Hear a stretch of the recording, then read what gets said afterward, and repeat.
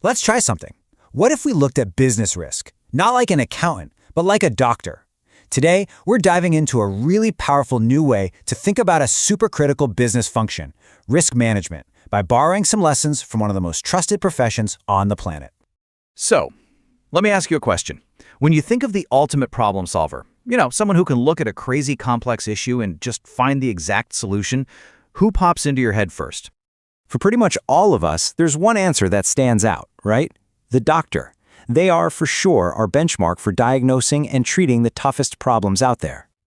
Okay, so before we connect all this back to business, let's just quickly break down why. Why do we have so much faith in doctors? What's that trust really built on? Well, our trust isn't just blind faith. It's built on a solid, proven track record.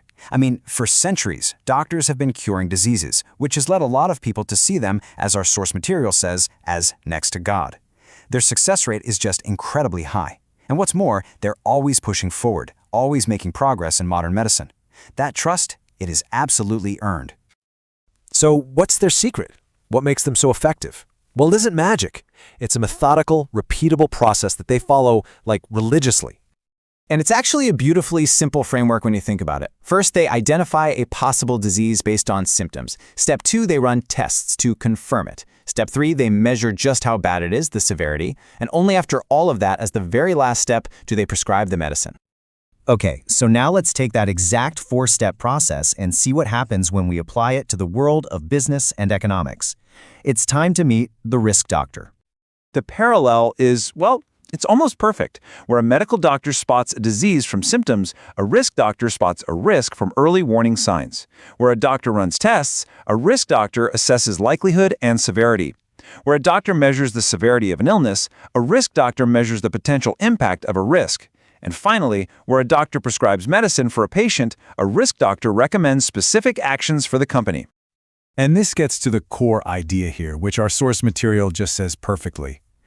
Every risk manager should strive to be like a doctor, and may be called a risk doctor rather than risk managers. You see, it's not just about a new job title. It's a completely different way of thinking. But here's where this whole analogy gets really interesting. The risk doctor's job is in a lot of ways actually harder than a medical doctor's. And why is that? It's because they face this one huge obstacle, the future. Think about it. A medical doctor has this massive advantage. The disease is happening in the present. The symptoms are there right now. They can be seen, they can be examined. But a business risk, that's always in the future. The symptoms haven't really shown up yet, which means the risk doctor is working with way less information. That makes their job unbelievably difficult. Just think about this perfect real-world example. Back in December 2019, when the coronavirus was just starting to emerge, the symptoms in the global economy were, they were barely visible. It was almost impossible to assess what was happening. That's the kind of fog a risk doctor has to see through. So, if the biggest challenge is trying to diagnose the future, then what's the solution? What's the ultimate prescription for managing risk effectively? It really all comes down to one critical skill: judgment. And what we mean by judgment here is the ability to take past data, blend it with what's happening globally right now, and mix in future expectations to make a really solid assessment. It's about connecting the dots, sometimes before the dots have even fully appeared. So how do you get this skill? Well, the source makes it really clear. Judgment can neither be bought nor can be learned from the textbooks. It can only be acquired through practical experience and guidance. It's just like how a surgeon needs years in residency to really hone their craft. A risk doctor needs that real-world, hands-on experience to sharpen their instincts. So let's put it all together. The risk doctor's final prescription kinda looks like this. First, they have to be able to smell a risk really early. Then they've got to properly assess its likelihood and how severe it could be. This means taking past info and turning it into probabilities, taking in everything that's happening right now, and then, finally, using good judgment to prescribe the right course of action to protect the company or even the whole economy.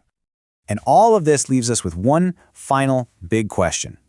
I'm sure your company has plenty of managers, but after everything we've talked about today, you've got to ask yourself, does it have a risk doctor?